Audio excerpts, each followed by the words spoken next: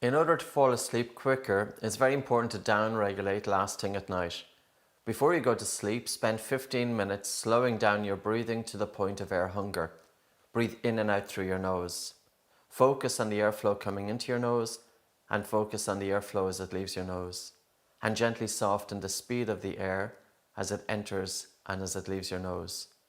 Really soften the speed of the inhalation as it comes into your nose, and then allow relaxed and a slow and gentle exhalation.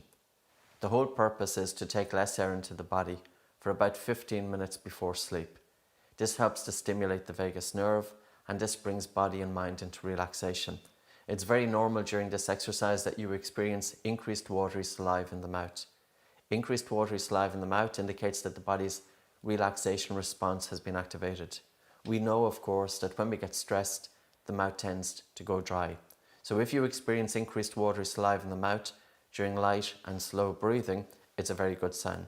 The second factor that you might experience is that you feel a little bit drowsy.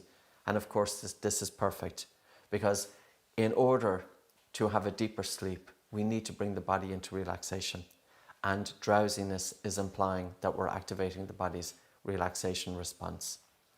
Very often people are overstimulated, so much information they're exposed to during the day, stress levels can be high, and if stress levels are high and the mind is racing and quite active, it's difficult to fall asleep so readily.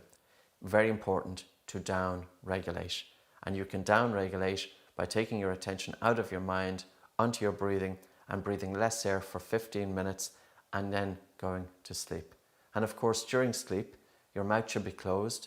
And if you have a propensity to breathe through an open mouth during sleep, it's advisable to wear tape. Now, the tape that we use is Myo tape. The reason that we use this tape is that it doesn't go right across the lips, but it surrounds the lips, bringing the lips together to help ensure nasal breathing. It's safe and it's effective. Nasal breathing during sleep with the tongue resting in the roof of the mouth is paramount for a good night's sleep. The second time that you might experience difficulty falling asleep is after having a few hours sleep. So for example, you go to bed at 10 o'clock in the evening and you wake up at maybe 2 or 3 o'clock in the morning. You're lying there, you're half awake, you're half asleep. You're not quite awake enough to get up, but you're not quite exhausted enough to fall back asleep. So the tendency then is for anxiety to kick in. And anxiety is kicking in because, of course, you're conscious that you have to get up at maybe 6 a.m. or 7 a.m. And if you don't fall asleep so readily, you're going to be tired when you get up. How do you help the body to fall back asleep again?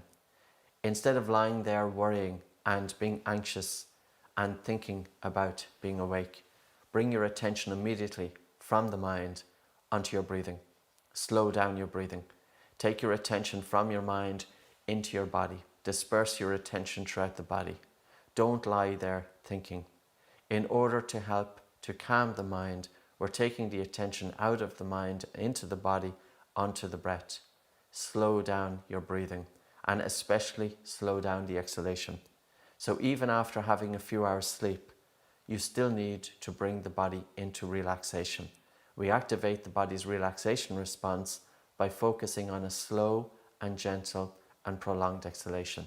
So as you lie there, focus your attention and slow down the speed of the air coming into your nose and allow really relaxed and a slow and gentle exhalation.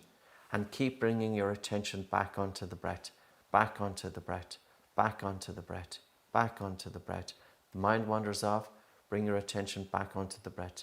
This way, you help to activate the body's relaxation response and to fall back asleep more easily.